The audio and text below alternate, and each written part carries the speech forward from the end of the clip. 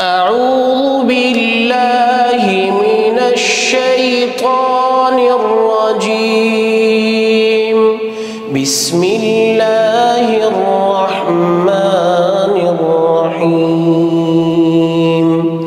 فناداها من تحتها ألا تحزني قد جعل ربك تحتك سريا وهزي إليك بجذع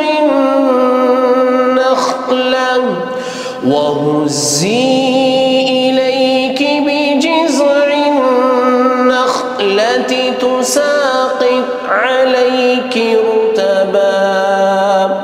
تساقط عليك رطبا جنيا فكلي واشربي وقري عينا فإما ترين من البشر أحدا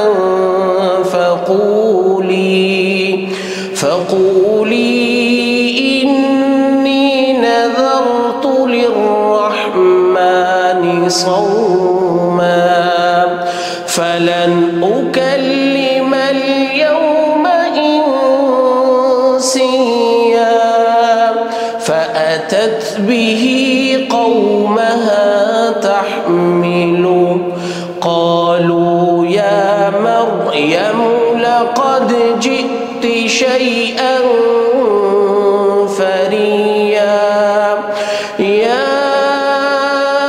أخت هارون ما كان أبوك امرأ سوء وما كانت أمك بغيا فأشارت إليه قالوا كيف نكلم من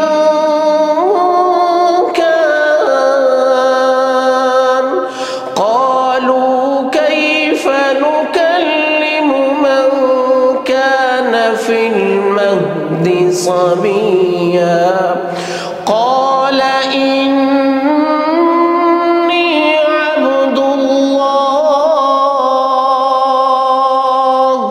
آتاني الكتاب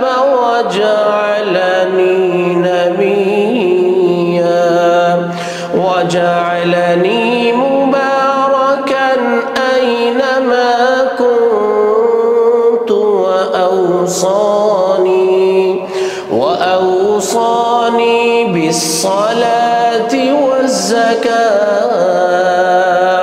والزكاة ما دمت حيا.